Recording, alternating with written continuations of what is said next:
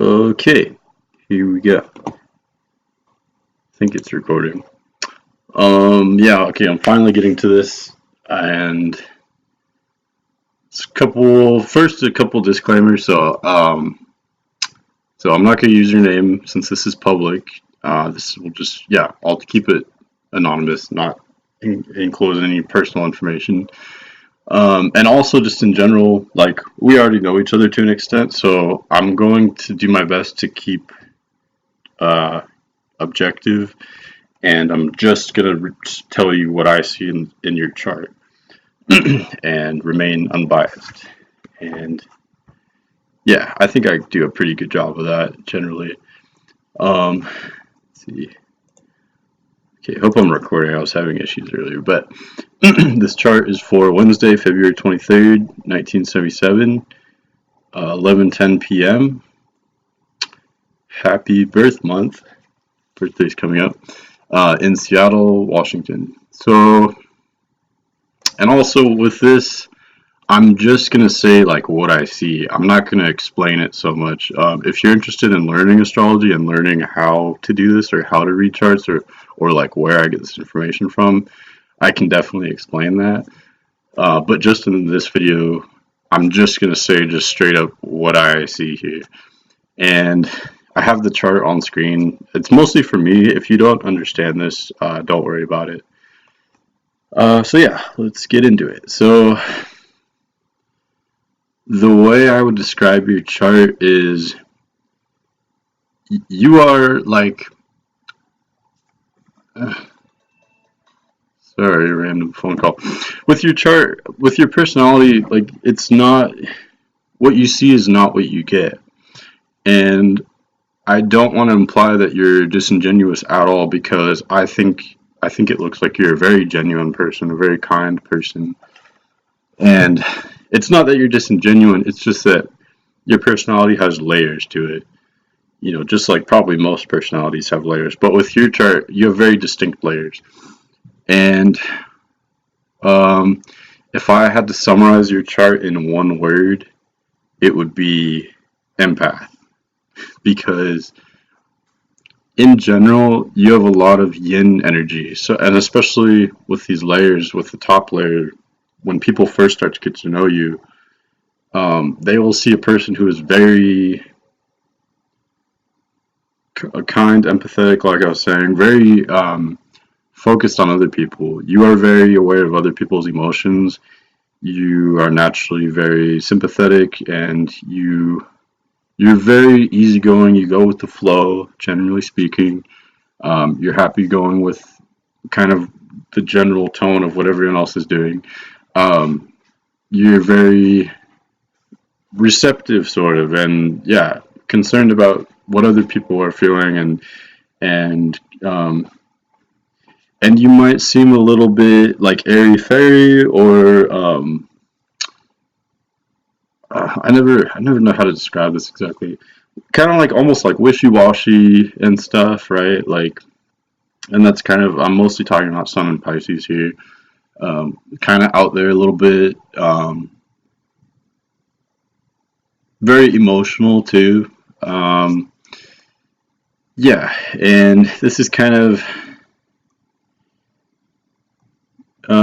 yeah. In general, you'd be very easygoing, emotional, but and kind and stuff, and very adaptable, malleable. But you would be very sincere, and you are honest. You do let people know where they stand with you. Like, you know, in general, yeah, you are easygoing, but to some extent you're somewhat direct too, in a way that doesn't rock the boat. That's what I would say. You can even be very like verbal, like you can be kind of quick witted, or like you could almost have like a debating kind of energy, um, like a quick wit, like almost like a smartass type of humor type of thing. And you could be a good debater, but only within the realm of what is acceptable. Like you're not trying to upset anyone or cause any confrontation or anything. You're not one to cause problems, generally speaking. Um, and generally speaking, so this first layer is very feminine, very receptive, like I'm saying, but then underneath that is a very different side of you, which is very, it's not wishy-washy at all. Like people who might know you very well, like close friends and family, might see you as actually, you have a actually kind of stubborn side, and a side of you that knows its boundaries super well and is actually very logical and objective. You're probably, you're definitely very socially intelligent, and you probably have an actually like really objective, rational view of things, which is underneath that emotion. The top player is more emotional, but then deep at your core, you're actually a very logical person. And I think that's a side of you that people might not see as much. It's a little bit more subtle, but it's definitely there. And in general, like I was saying, very, you're definitely an empath. You feel what other people feel very much, and sometimes you can project on others, or other people can project onto you. And probably your biggest challenge in life is that you are burdened by other people's feelings. Like it's great that you're such a, you look like a really kind, genuine, caring person, which is awesome. Like we need more people in the world like that. But it can be hard for you because you accumulate all this like baggage from other people, all these energies from your surroundings. You would be like a sponge, like you just soak in your environment. So it's very important for you to have solid, good, supportive people in your life, and also to just generally be in environments that are like calming or productive, at home or at work, or socially. Your environment is very important because you just almost don't have a filter. You just take in your environment like emotionally and energetically. And some advice I would give is that like, well, so so you take in all this stuff and you accumulate all this sort of baggage from your environment. So I would say like throughout the day, just check in with yourself and learn to discern, what am I feeling right now, and what of it, how much of it is actually me, and how much of it is just like random stuff I got from other people. And just just take a second to just recenter yourself, and maybe just like kind of remove yourself, like what's it called, mindfulness. um, and also make time for yourself. Like it's very important, like I was saying, to have a good like community or friends, or family. Like people are very important to you, and you should definitely be social, but you should also make time for yourself, because I think whether you have time during the week or something, or just little moments throughout the day, if you can so easily get carried off with emotion and stuff from other people, and all this kind of like white noise in the back of your mind. But if you just take a second just to process, just to integrate, you'll quickly go back to your core, which is very logical, rational, and objective, and fixed, and um, knows the boundaries well. So I think you would really quickly get a lot of insight if you just take like mental breaks like that. And also make time for activities like, could be like reading or writing or meditating, or I think you mentioned you do yoga, so that would be a great example of this. Some kind of activity where you can just like chill and maybe be kind of by yourself and just kind of integrate, emotionally and mentally. I think that would be really, really good for you.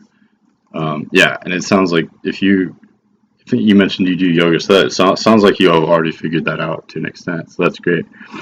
Um, and you're actually very balanced elementally. So like I was saying, the top player, from where you operate a lot of the time, is very emotional, but you do have that logical, rational side to you as well. And then there is fire too. So like, at work and in public, you're actually kind of fiery. So you would actually be seen as someone who is warm and outgoing, and kind of like a cheerleader at your workplace, or just in public in general. Or if you have any kind of activity where you're the center of attention, or where you're out abroad, yeah, you'd be kind of seen as a cheerleader, and seen as someone who's warm and outgoing, and maybe seen as someone who's even a little bit more confident than you actually are, which is really great. That could go a long way. That's a good aspect, a good placement.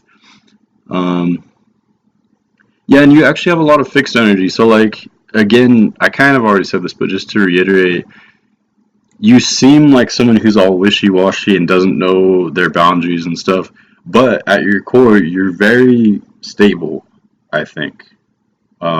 Yeah, and very um, self-sustaining, and yeah, you actually have a very good head on your shoulders and stuff. So yeah, it's different. That's why I say what you see isn't what you get. There's these layers. You're also fiery in relationships. So like, um, so even though generally speaking, your personality is more feminine or more yin, more receptive and easygoing, go with the flow. In relationships, you might actually be really assertive and outgoing. You might like to be competitive in relationships. You might like the chase of like flirting or initiating. You might not mind initiating with like courtship or like flirting. You might be assertive, and you might attract partners who are assertive. Um, yeah, and you might attract someone who you would be attracted to somebody who is very quirky and an individual thinker, definitely an individual, like someone who's totally different from anyone else. Someone who's a little bit doesn't mind being a little bit weird or out there. Someone who is maybe even like kind of rebellious. But at the same time, when it comes to long-term attraction or like a long-term relationship, you need someone grounded and earthy, someone who's calm and logical. Yeah, that would be the best for you probably. But you're more attracted to someone who's like rebellious and an independent thinker. So if you could have all of that in a person, that would be kind of the best in a relationship. Someone who's grounded, practical, pragmatic, no BS, but at the same time very independent, individual thinker. Someone who's kind of outgoing and assertive. Yeah, and I would see you, yeah, very direct, like I was saying with relationships. You wouldn't mind letting your feelings be known kind of very quickly. Yeah. What else? What else? I would see. So as a child, I think you were very outgoing. Like, um, I see someone who, as a kid, you were probably very precocious. You grew up very fast. You wanted to be an adult. You did not want to be told what to do. You wanted to be a grown up, and you wanted to be friends with the adults and stuff. Sit at the adult table for Thanksgiving or whatever. I don't know. Um, yeah, so when you maybe almost like a brat, just a little bit, like you'd not want to be told what to do. You'd want to do your own thing. You'd probably be very intelligent. Like you'd catch on to adult stuff very quickly and grow up kind of fast in that regard. And you'd be a smart kid too, just in general. Yeah, you'd pick up on things really quickly, I feel like. Um, I don't see a lot of tension in your childhood. I think your parents probably got along pretty well, which is great. I hope so. I hope I'm right. And yeah, I think your parents got along. They might even still be married, or they at least got along when you were growing up for sure. And then something, so I don't know exactly how to approach this, but there could have been some kind of event, some kind of sudden, possibly violent or unpredicted event it related to your dad, which would result in like his absence during your childhood. And I feel like your dad was probably a good guy and stuff. He got along with your mom, but there might have been some kind of accident or something that involved him not being there. And hopefully I'm wrong. Correct me if I'm wrong. Hopefully everything was fine. But I could just see some kind of like accident or I don't know some it because it could be it's a kind of violent aspect. So he could have been like traveling, like traveling and then got hurt or something, or maybe he just I don't know, or got in a fight with someone, or I don't know. Um, there's something there though. Not sure what that's about, but also you're also very quirky. So like you have a lot of even though you're Pisces, you actually do have a lot of Aquarius energy. So I think it's interesting that when I guessed that you were an Aquarius, and I asked you if you were Aquarius, and I was wrong because you're Pisces, but your Mercury is an Aquarius. Mercury rules like your mind and your mentality and how you communicate, how you think. And I don't know why I always guess people's Mercury signs for some reason, but and then you have a couple of things in Aquarius. You have Uranus in the first house too, which is associated with Aquarius. So basically, like if you were to look up a description for sun sign Aquarius, you might actually relate to it somewhat, even though you're not an Aquarius. Aquarius has to do with the group. And again, that kind of ties into a larger pattern that I was already talking about, where you're very aware of people in general. You're aware of the group that you're in and how you are different from them. You might feel kind of like a weirdo or an outcast in a lot of ways. Like you might feel like you're crazy, even. Pisces and Aquarius in general are like the most misunderstood signs, kind of. They're the last two signs, so like they're the most out there, the most they're the wisest kind of, but they're also other people would think you're crazy because you tune into like vibes and you're very open in general.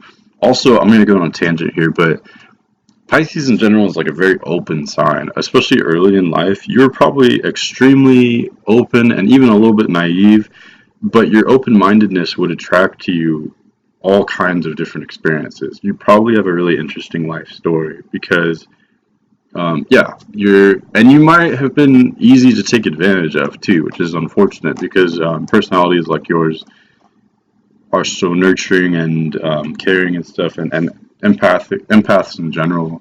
Um, you probably have had some kind of experience where you were taken advantage of, or you attracted a kind of narcissistic personality or something like that. It's yeah, because you need to learn. It's important for you to have boundaries for sure. To have such an empathic personality, you need boundaries for sure. You want to be kind and helpful to other people, and that's awesome. But in order to do that, you need to maintain like some healthy boundaries for sure. So that's all. Pisces specifically, and just in general, that's the theme for sure.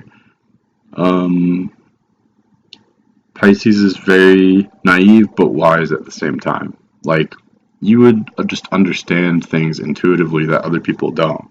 But then at the same time, other people might understand things easily that you don't. So it's like you're just an independent thinker. You're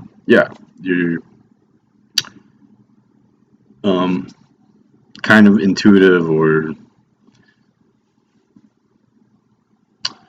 you're open to lots of different experiences, and you're open to what's like weird. Like other people might see something weird and it just kind of turns them off and they're not interested in it, but you're actually open to weird people or experiences, or whatever's unusual. You're not a very judgmental person. You're very open-minded, I would say.